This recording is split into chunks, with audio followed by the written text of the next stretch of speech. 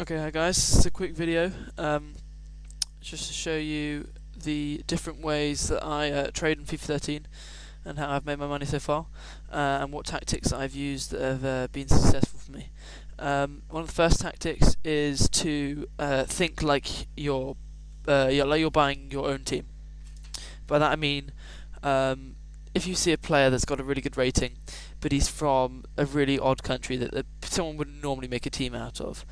I don't know. I don't know. Just for example, Angola or Cape Verde Islands. There's not going to be a lot of people. So even if it's a good player, still you want to try and make out of nationalities that will sell. Specifically, nationalities that sell are Brazil. I made a lot of money out of buying and selling Brazilian players, but they've, for me, I've not had so much luck recently. Recently for me, English players obviously will always sell. German players, relatively, they'll sell quite a lot, and so will Spanish and Italian players. Today I'm just going to quickly go through some English players. My actual buying technique, I always buy, most of the time I'll buy players. On Wednesdays I might buy a few consumables if you can get them for like open bid 150s, just because Team of the Week comes out every Wednesday in packs after 6 o'clock, so it's easy to pick up consumables a lot cheaper, and then sell them on the weekends for more. So nationality, English, gold, formation. You don't have to. I don't. It's hard to predict using the database. I'll explain that in a second. How much players will be with different formations. For example, it's hard to predict how much more a player is going to be in a 4-1-2-1-2 formation. So if you start focusing a lot on specific formations, you might not make such a reliable profit because you're not sure how much. Then again, how much you can buy and sell them for. But then again, you can find good deals because that's the same for the people bidding. So what I'll be using for this is the Ultimate database, which is just the player database for everyone that's on FIFA 13. For low price players, you want to use database, and for higher price players, you want to use PS3 trading, which I'll show you. I'll leave it in the description so you can see. But for example, type in Rafina, which is someone that I've bought a lot of and sold them for a lot more. I've bought just this single Rafina. Right mid. This single Rafina, I've bought it at least 12 times and sold it for more. They're easy to pick up for about 600, and you can sell them for 1,000. A week or two ago, you could sell them for about 1,300. So obviously there's been a price drop, but that means you can also pick up players a lot cheaper. So formations, anything with four at the back is good. You don't need to dwell on specific formations, but anything with 4 at the back is good. Leagues. If it's an English player, normally it will sell just no matter what league it is in, just because English is a very popular team, seeing as the majority of players that play this game are English. So, prices and how to find the best prices. For me, if you've got below 5k, I'd suggest buying silver players, exactly the same technique. Search them up on the database once you find them, which gives you an average of the price of each of the players is sold for. Once you've got about more to 10k, after I get from 10 to 20, 30, 40, 50, I don't really change my technique. All I do is I just buy more of the players. So, because if you start buying more expensive players, it's harder to get them for better deals, and it's harder to find out good deals. So for this, I'm going to put maximum price. If you've got below 50, if you've got below 20k, I put it to about 1,400, just because then you can fully spend your whole 20k on the money, on the players. Sorry, but I've got a little bit more than that, so I'm going to put 2,450. Buy it now. Go. Okay, let's search and see what we get. Right, so the first thing that comes up, Jarvis and a 343. Obviously, you want to be looking for rare players, as it's kind of, it's not as reliable using the non-rare players. Even if they're in a good formation, they don't always sell as well.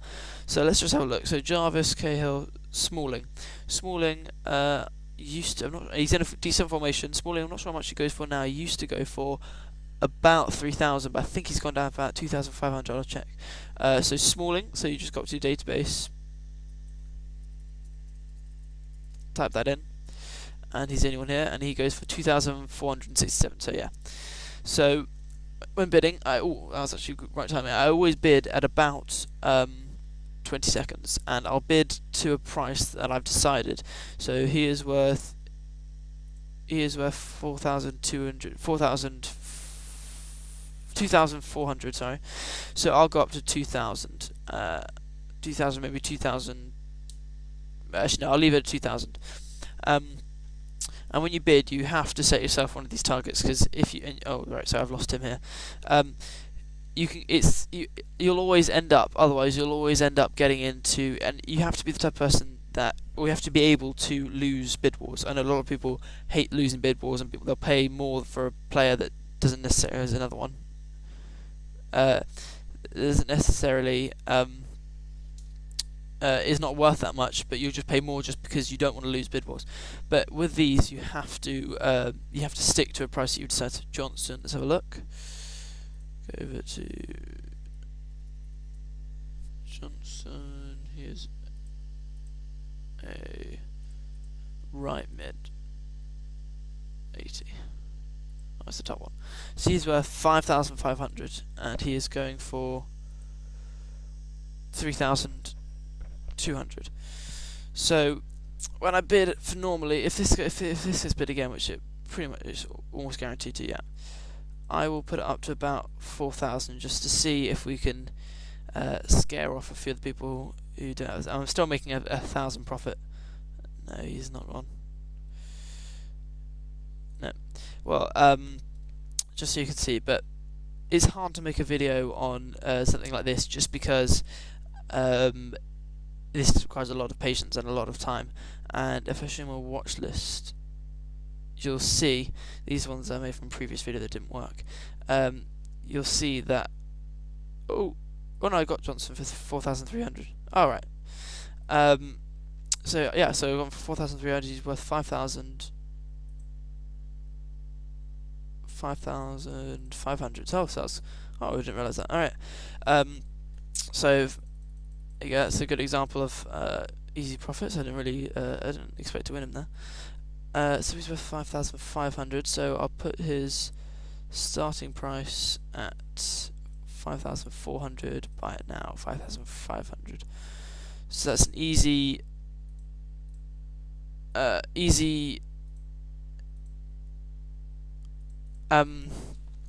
profit there. So he's gone straight to my trade pile. All these people that I saw before.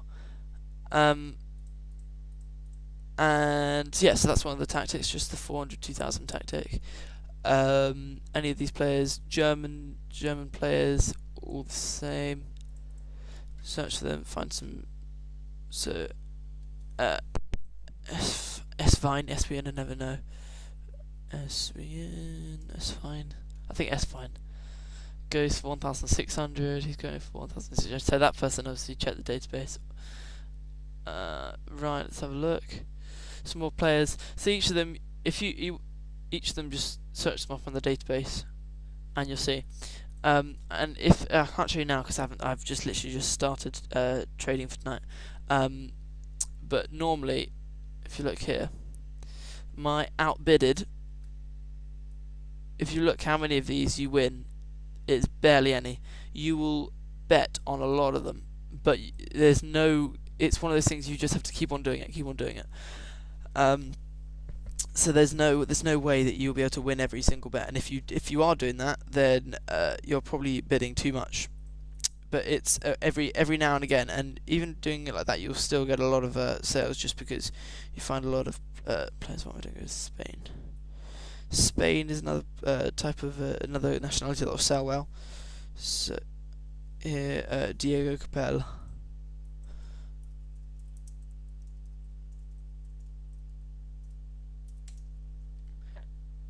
It's worth 900. He's worth about 1,000. I'll put 700 on him.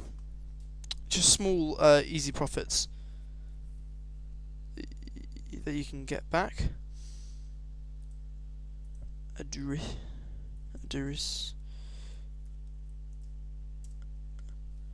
No, he's not worthwhile. So that's it. Obviously, it's hard to make a video because trying to capture in a smaller period of time what takes a long time. So I could pause it now, buy a lot of players, show what I've bought, show what I've made them, how much money I made on them, and that would be that. But it's a lot. It's this way. I wanted to show you how I actually do it. So here I've got Diego Capel for. Oh no, someone just bid. Oh well. For so this is just trying to show you the method, and it's easy. It's a very easy method to do. It's not like you're bidding a lot of money that you might not be getting all that money back. It's small profits. So you can just keep on making, and buy hundreds of players literally. So that's one of the tactics. Another quick tactic, which it's gonna sound stupid, and I know obviously anyone that trades knows to stay away from packs, but bronze packs can sometimes be worthwhile. The lowest bronze pack for 400. I'll tell you exactly why. Because not in this one. No, this one I mean. Obviously it's a pack, so there's always going to be a chance that you're not going to get anyone good. But every now and again, I'm gonna have to quick sell most of these. Is there anything in here worth keeping? No.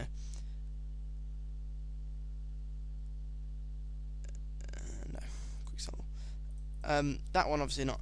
But fitness players, bronze fitness will always sell. I've had times where I've bought a bronze £400 $400 coin pack, and I got 2 fitnesses in them.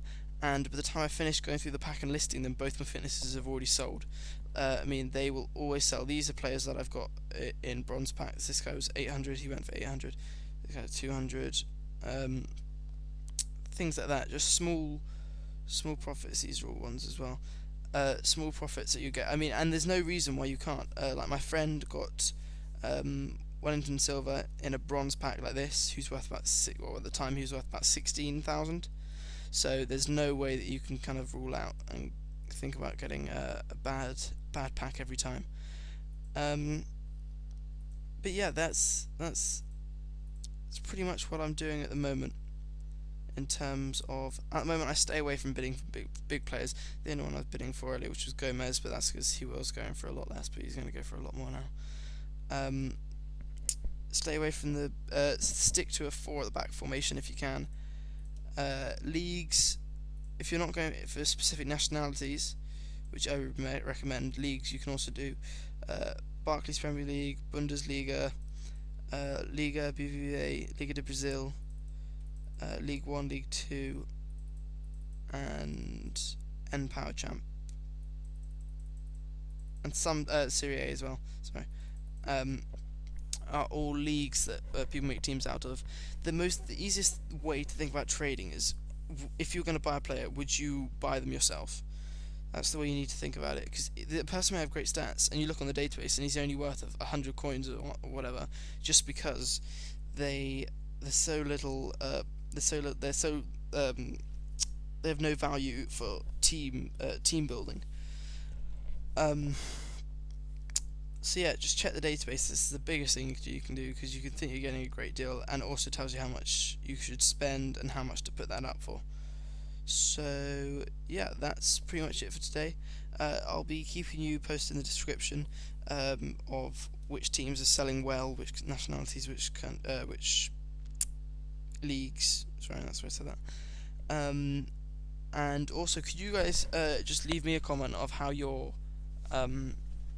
getting along, how you're trading, the different ways that you do it, and what works for you. So if you could just do that as well, and yeah, that's all. Thank you.